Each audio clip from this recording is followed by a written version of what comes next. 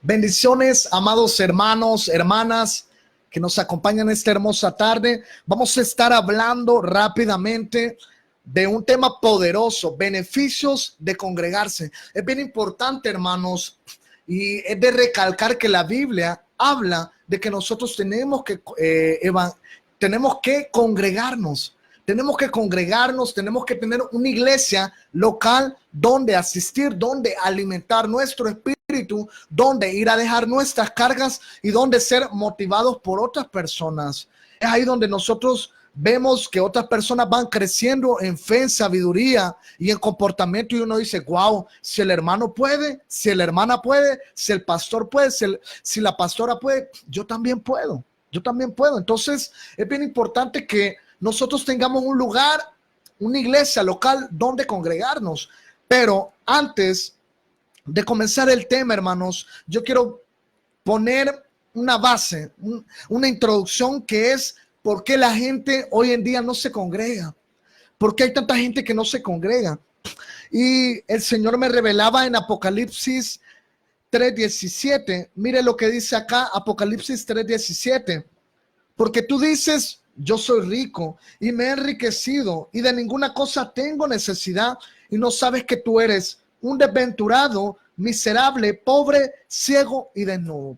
Miren, aquí estamos hablando de la iglesia de la Odisea, y era una iglesia próspera, bendecida, una iglesia que Dios la había ensanchado, que Dios la había bendecido económicamente, materialmente. Y lastimosamente esta iglesia se había enfriado, se había apartado de Dios. Y así vemos muchos cristianos que solo llegamos a la iglesia cuando tenemos el problema, pero cuando Dios da el milagro, cuando Dios sana, cuando Dios libera, nos vamos de la iglesia. Nos volvemos cristianos que vamos una vez al mes a la iglesia, o que vamos una vez al año, solo cuando hay una necesidad. Y el primer engaño del enemigo que impide que nos congreguemos es la autosuficiencia. ¿Cuánta gente, cuando Dios la prospera, le bendice, le da la oportunidad de poner su negocio, de tener un trabajo? Con el trabajo se van para el mundo y dejan de congregarse, dejan de buscar a Dios. Entonces, la primera característica por qué la gente no va a la iglesia es por la autosuficiencia. Es bien importante que tú analices si tú has dejado de congregarte porque Dios te respondió una petición y esa bendición hizo que te alejaras. Tenemos que ser como aquel leproso que fue sanado y regresó y agradeció al Señor. Hubieron 10 que fueron sanados, pero solo uno regresó delante del Señor y le dijo, Señor, muchas gracias. Y ese fue sano y fue salvo. Nosotros tenemos que permanecer en el Señor porque nos ha salvado y porque nos ha sanado también de tantas cosas. Y la palabra habla, hermanos, de ser pobres, no económicamente, no materialmente, sino pobres de espíritu. Pobres de espíritu. Un pobre de espíritu es aquel que quizás lo puede tener todo, pero dice, sí, yo tengo un bienestar económico, tengo mi carro, tengo mi familia, estamos bien económicamente, tengo un buen trabajo, una buena posición económica, un buen estatus. Sí, tengo todas estas cosas naturales de este mundo, pero hay algo que solo puede llenarme completamente, y es el espíritu. Es tener contacto con el Espíritu Santo, es tener contacto con Dios mismo. Y es bien importante que entendamos que podamos ser personas pobres de espíritu, personas que sí pueden estar bendecidas, pero dicen, no, todavía me falta más. Yo anhelo más de la gloria de Dios, yo anhelo más de su presencia. Que podamos ser como Moisés, que aún dice la palabra que él miraba cara a cara a Dios. Él podía tener comunión con Dios, no directamente cara a cara, pero así lo dice el libro de Éxodo, de que él tenía contacto como cualquier persona, cara a cara, pero probablemente era la nube de la gloria de Dios con la que él tenía contacto. Y él fue el único que le dijo, Señor, sí, si he hallado gracia delante de tus ojos, permíteme ver tu gloria. Y ahí fue donde el Señor le dijo, sí, yo te puedo permitir que veas mis espaldas, pero mi gloria nadie la verá, porque si ven mi gloria, de cierto morirás. Entonces fue alguien hambriento de la presencia de Dios, sediento, alguien pobre de espíritu. Y alguien pobre de espíritu siempre lo vamos a encontrar en la casa de Dios. David decía, una cosa he demandado y esta buscaré, estar delante del Señor, estar en los atrios del Señor todos los días de mi vida. No de vez en cuando, no cuando me siento enfermo, no cuando no esté bien económicamente. Ahí dice la palabra todos los días de mi vida, para inquirir en tu palabra y contemplar la hermosura de tu santidad. Entonces es bien importante, hermanos, dejemos ya toda autosuficiencia de que si yo estoy bien, si de todos modos ahí en la iglesia solo gritando pasa el pastor, de todos modos ahí en la iglesia solo gente hipócrita, va. No vayamos por la gente, vayamos por aquel que nos bendice. Busquemos la fuente correcta, que es Dios, no es el ser humano, hermanos. Amén. Entonces eso es bien importante. Y hay otra mentalidad que el enemigo pone en el cristiano. Hay otra mentalidad que el enemigo dice, no hombre, si Dios está en todas partes, yo aquí en mi casa puedo hacer mi devocional y aquí puedo ser bendecido, aquí Dios me va a escuchar. Esa es una mentalidad errónea, hermanos. Sí, Dios está en todas partes, pero Dios no se manifiesta en todas partes. La gloria de Dios no cae en cualquier lugar, hermanos. Dios ha decidido manifestarse siempre donde está su pueblo congregado. Y yo quiero que para poder entender esta enseñanza, vayamos corriendo al libro de Crónicas, segundo libro de Crónicas. Acompáñenme, hermanos. Segundo libro de Crónicas. Vamos a leer capítulo 7, leamos verso 1.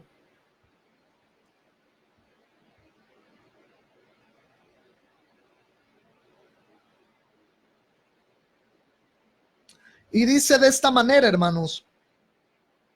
Aquí se está hablando cuando Salomón está construyendo el templo judío. Dios le había encomendado esta misión a Salomón. David le deja los preparativos y luego Salomón comienza la edificación del primer templo de los judíos. El primer lugar donde Dios iba a morar en medio de ellos. Entonces, mire lo que dice el versículo 1 de capítulo 7. Cuando Salomón acabó de orar, descendió fuego de los cielos y consumió el holocausto y las víctimas, y la gloria de Jehová llenó la casa. Llenó la casa. Entonces es bien importante. Sí, Dios está en todo lugar, pero no se va a manifestar en cualquier casa. Se va a manifestar en la casa que Él ha escogido para permanecer ahí. Y esa casa es la iglesia, hermano. Es el lugar cuando todos nos congregamos. Ahí Él decide habitar. Es ahí cuando nosotros estamos alabando y Él derrama su presencia. Él dice, yo habito en medio de un pueblo que me alaba. Y ahí solitos en nuestra casa le podemos alabar, podemos orar. Sí, es muy bueno que lo hagamos, pero Dios no se va a manifestar en gran manera como se puede manifestar en la casa de Él, en el tabernáculo de los santos, en el lugar que Él ha establecido para morar ahí. Y bueno, tenemos el versículo 11. Miren lo que dice del capítulo 7. Capítulo 7 del segundo libro de Crónicas. Versículo 11 dice, terminó pues Salomón la casa de Jehová y la casa del rey y todo lo que Salomón se propuso hacer en la casa de Jehová, y en su casa fue prosperado. Y apareció Jehová a Salomón de noche y le dijo, yo he oído tu oración y he elegido para mí este lugar por casa de sacrificio.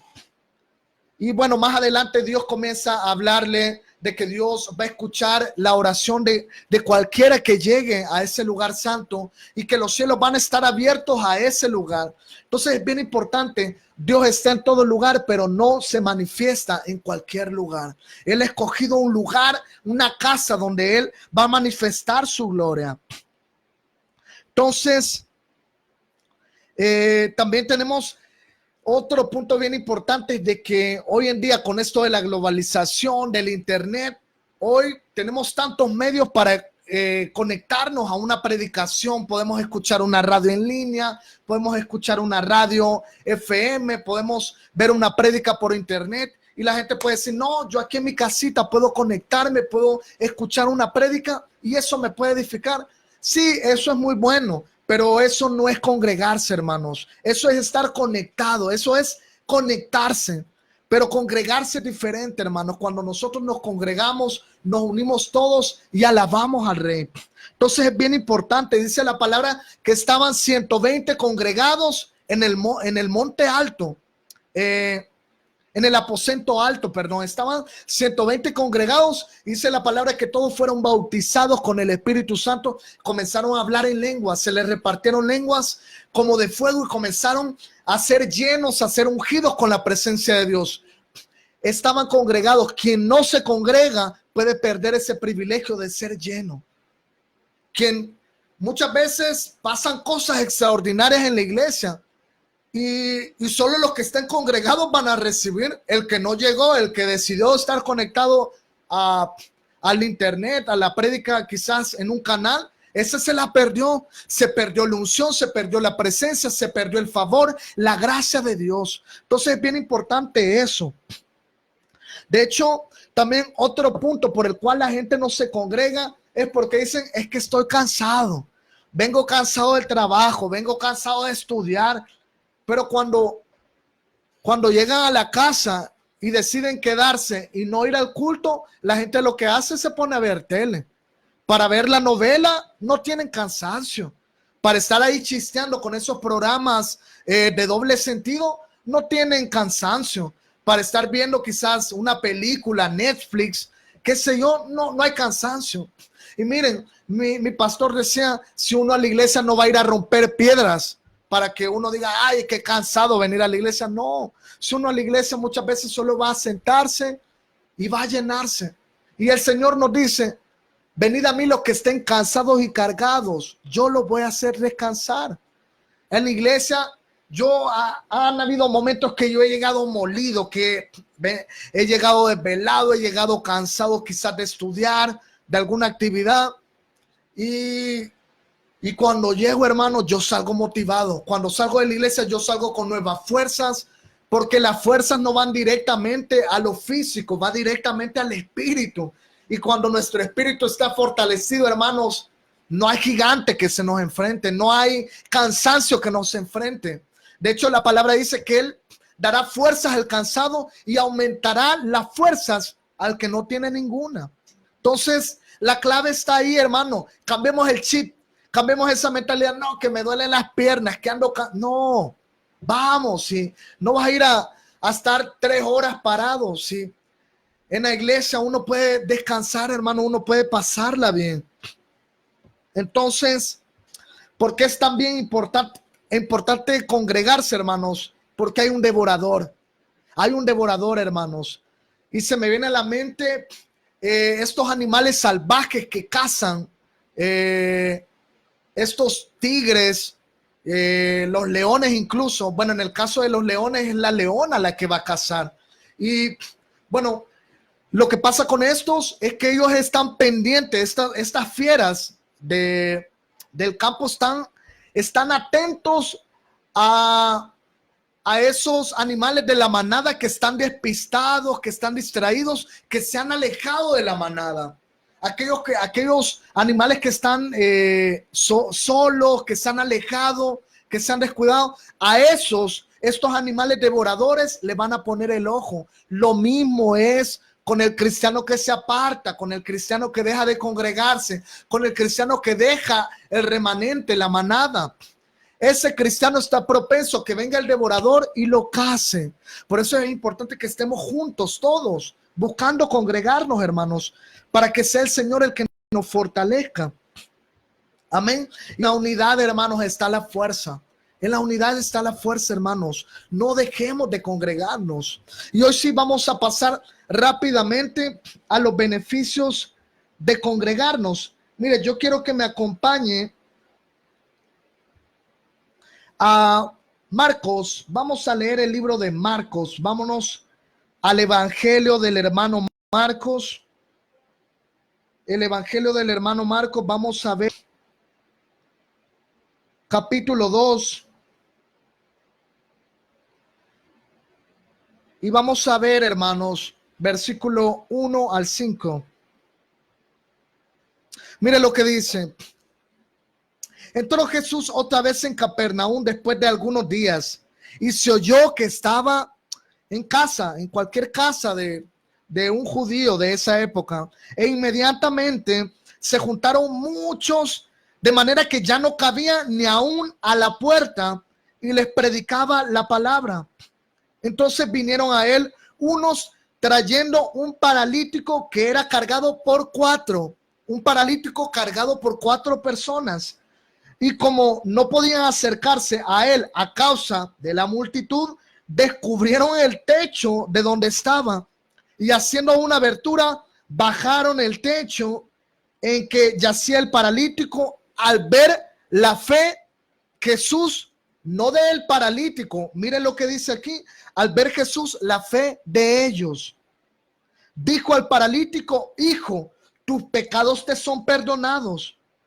Y bueno, más adelante vamos a ver un poco la historia. Entonces, el primer punto es, hermanos, el primer beneficio de congregarnos es: se desata la fe corporativa. La fe del cuerpo se desata. Puede venir una persona enferma, un hermano que está quizás endemoniado, una persona que necesita que oren. Cuando todos nos unimos con nuestra fe, esta persona puede ser sana, esta persona puede ser restaurada, esta persona está libre, puede ser libre. De hecho, aquí Jesús dice: al ver Jesús la fe de ellos, de los 4, no la fe del paralítico. Y es que Dios así trabaja, hermanos. Cuando Él mira una congregación, Él mira que si, digamos, llega una persona que está paralítica y todos comenzamos a orar, ahí se une toda la fe de todos los que están en esa iglesia, y esa fe llega hasta el trono de la gracia, y ahí es donde ocurren milagros. Ahí es donde ocurren maravillas, por la fe que todos unimos, por la fe de todos. Y a eso se llama desatar la fe corporativa. Para los que han estado en campañas evangelísticas, no me van a dejar mentir que hay momentos donde el evangelista está diciendo: levante su mano, vamos a orar por esta persona, Dios la va a liberar, esta persona ahora va a caminar, esta persona ahora va a ser sana. Y toda la iglesia se une y comienza a orar, y las personas son libres, las personas son sanas. ¿Por qué? Porque se unió la fe de cada persona que estaba ahí presente. Y así es Dios, hermanos. Entonces, por eso necesitamos congregarnos, para que se desate esa fe poderosa. Mire lo que dice el versículo 12 de Marcos 2. Dice: entonces él se levantó enseguida y tomando su lecho salió delante de todos, de manera que todos se asombraron y glorificaron a Dios diciendo: nunca hemos visto tal cosa. Mire, cuando la presencia de Dios cae en un lugar, hermanos, vamos a ver cosas extraordinarias. Y aquel que no se congregó, aquel que no fue al convivio, que no fue a la reunión, que no fue a la casa de oración, él se la perdió. Siempre que estamos en un lugar donde Dios se manifiesta, van a pasar cosas. Mire lo que dice acá: nunca hemos visto tal cosa. Yo sé que más de alguno de los que me está escuchando ha visto testimonios impactantes. Yo he tenido el privilegio de ver evangelistas que son usados por Dios, que han levantado gente en silla de ruedas. Y eso es impresionante, y es el poder de Dios operando en medio de la iglesia. Y es cuando todos activamos nuestra fe con un mismo sentir. El libro de Santiago, capítulo 5, el verso 14 dice: ¿está alguno enfermo entre vosotros? Llame a algún anciano de la iglesia para que ore por él y que lo unja. Y si ha cometido pecado, va a ser hasta perdón, va a ser sano y perdonado. Entonces, ¿qué podemos aprender, hermanos? De que necesitamos una cobertura espiritual, necesitamos gente que nos pastoree, necesitamos gente con la cual congregarnos, con la cual compartir los mismos intereses cristianos. No te dejes de congregar. Tienes que congregarte para que puedas experimentar la gloria de Dios en tu vida. El punto 2 es, hermanos, Dios promete estar en medio de su iglesia. Él promete, hermanos, en Mateo 18, en Mateo capítulo 18, el verso 20 dice que donde están 2 o 3 reunidos en su nombre, ahí va a estar Él. Mira, hermanos, cuando nosotros nos congregamos, el segundo beneficio es que la presencia de Dios cae en ese lugar. Nosotros somos sanos, somos levantados, somos fortalecidos. Por eso necesitamos buscar la presencia de Dios en medio de la iglesia. Y el punto número 3, hermanos, es Dios envía bendición y vida eterna. Yo quiero que me acompañe rápidamente a Salmo 133. Salmo 133, iglesia, hermanos, amigos que nos escuchan, dice de esta manera, mirad cuán bueno y cuán delicioso es habitar los hermanos juntos en armonía. Es como el buen óleo sobre la cabeza, el cual desciende sobre la barba de Aarón y baja hasta el borde de sus vestiduras, como el rocío de Hermón que desciende sobre los montes de Sión, porque allí envía Jehová bendición y vida eterna. Bien importante, hermanos, que nos congreguemos. Mira cuán bueno y delicioso es que los hermanos habiten en armonía, que tratemos de llevarnos unos con otros, que aprendamos a ser hermanos, que aprendamos a perdonarnos unos con otros, hermanos, a compartir, a vivir en coinonía, en armonía, porque en medio de la unidad, hermanos, Dios envía, como dice acá el Salmo, bendición y vida eterna. Porque hay muchos cristianos que se sienten secos espirituales, que se sienten enfermos espirituales. Yo les pregunto, ¿se está congregando regularmente? ¿O son de aquellos cadochos que cada 8 días llegan? No, hermanos, aunque sean unas 3 veces a la semana, unas 2 veces a la semana, tenemos que alimentar nuestro espíritu. Si bien es cierto, alimentamos nuestra carne 3 veces al día, el espíritu también necesita congregarse, necesita buscar de la presencia de Dios. Y cierro con Hebreos 10:25, el famoso versículo del escritor de Hebreos, no dejándose de congregar como algunos tienen por costumbre. ¿Cuánta gente por costumbre deja de congregarse? Y así hay muchos hermanos que por costumbre dejan de orar. Así hay muchos que por costumbre dejan de clamarle a Dios, que por costumbre dejan de tener comunión con la palabra, con la presencia de Dios. No nos acostumbremos a estar así, hermanos, lejos de la presencia de Dios. Así que vamos a orar, hermanos. Ese es el estudio que yo les traía esta tarde. Sepan que los beneficios de congregarnos son que se desata la fe corporativa, que Dios promete estar en medio de su iglesia y que Dios envía bendición y vida eterna. Vamos a orar. Padre, que estás en los cielos, te damos gracias por esta tarde que nos regala, Señor. Te damos gracias por la vida de cada hermano, de cada hermana que nos escuchó, Padre. Yo te pido que vengas fortaleciendo a cada hermano, Señor. Te pido que fortalezcas su salud, su vida, Señor. Que vengas tú ministrando la vida de aquellos que se sienten que están solos, que están postrados quizás en una cama, Padre. Lloro para que tú los bendigas, para que tú los sanes, Padre. En el nombre de Jesús, levanta tu mano si tú estás enfermo. Levanta tu mano si tú te sientes débil. El Señor va a comenzar a darte fuerzas nuevas para que te congregues. Levanta tus manos. El Señor quiere hacer algo poderoso en tu vida en esta tarde. Padre, yo oro por la vida de aquel que se siente cansado, desmotivado, que se siente en depresión. Padre, que en esta hora vengas tú levantándolo, Padre. Que en esta hora vengas tú glorificándote, Padre Santo. Te lo pedimos en el nombre de Jesús y oramos por aquel que no te conoce. Yo quiero que hagas una oración. Si tú no conoces a Cristo, si tú todavía no tienes el don gratuito de la vida eterna, haz esta oración conmigo. Di conmigo: Padre Celestial, hoy me arrepiento de todos mis pecados, Señor. Te pido perdón, Señor. Reconozco que te he fallado, Señor. Y reconozco también, Señor, que tú has enviado a tu Hijo a morir por mis pecados, Señor. A morir por mis culpas, por mis deudas, Señor. Reconozco la vida eterna del Hijo en mi vida en esta hora, Señor. Dame pasión para amarte, dame pasión para congregarme, dame pasión para leer tu palabra, las escrituras, Señor. Dame pasión para buscar tu presencia por medio de la oración, Señor.